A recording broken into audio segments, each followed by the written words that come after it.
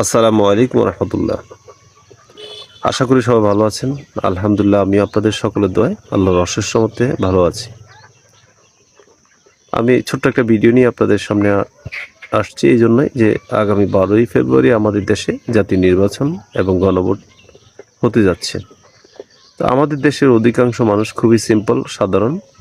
বিশেষ করে গ্রামের মানুষগুলো গণভোট কি সেটা জানে না। আসলে গণভোট কেন হচ্ছে, গণভোট যদি আমরা হ্যাঁ ভোট দিয়ে দিই বা গণভোট যদি না দিই কি হবে, এটা সুযোগ সুবিধাটা কি। আজকে এই ছোট্ট ভিডিও আপনাদেরকে গণভোট যদি আমরা হ্যাঁ ভোট দিই তাহলে কি হবে সেই সম্পর্কে বিস্তারিত তুলে ধরব। আশা করি ভিডিওটি আপনারা বুঝতে পারবেন এবং ভিডিওটি শেয়ার করবেন। আমি আমার লাইফে এই প্রথম গণভোটে অ্যাটেন্ড করতে যাচ্ছি। আমি ব্যক্তিগতভাবে কোনো দল সমর্থন করি না, কোনো দলের কর্মীও না। যে আমার রাষ্ট্রের পক্ষে তার পক্ষে আমি কথা বলবো, এবং যে আমার রাষ্ট্রের ক্ষতি করবে তার বিপক্ষে কথা বলবো। যে আমার ধর্মের বিপক্ষে কথা বলবে, ধর্মের ক্ষতি করবে, তার বিপক্ষে আমি কথা বলবো। যে মানবতার কথা বলবে তার পক্ষে কথা বলবো। সে যে দল হোক।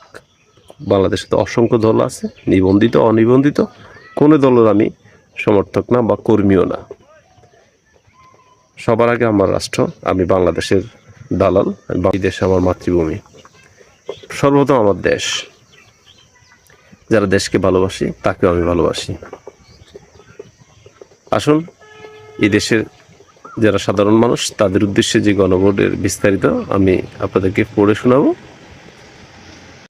আমরা যারা গণভোটের ব্যাপারে কিছু জানি না তাদের উদ্দেশ্যে আমি এখন গণভোটে যদি আমরা হ্যাঁ ভোট দিয়ে থাকি বা না ভোট দিয়ে থাকি কি হবে বা কি ঘটবে তার বিস্তারিত আমি তুলে ধরব। আমি যেখান থেকে এই তথ্যগুলো পেয়েছি ওই সোর্স হচ্ছে www.ganavot.gov.bd। এটা সরকারি ওয়েবসাইট থেকে পাওয়া তথ্য অনুযায়ী আপনারা দেখুন, গণভোটে যদি আপনারা হ্যাঁ ভোট দিয়ে থাকেন তাহলে কি পাবেন। 1. তত্ত্বাবধায়ক সরকার, নির্বাচন কমিশন ও সরকারি কর্ম কমিশন বা পিএসসি গঠনে সরকারি দল ও বিরোধী দল একত্রে কাজ করবে। 2. সরকারি দল ইচ্ছে মতো সংবিধান সংশোধন করতে পারবেন না। 3. সংবিধানের গুরুত্বপূর্ণ পরিবর্তনের ক্ষেত্রে গণভোটের বিধান চালু হবে।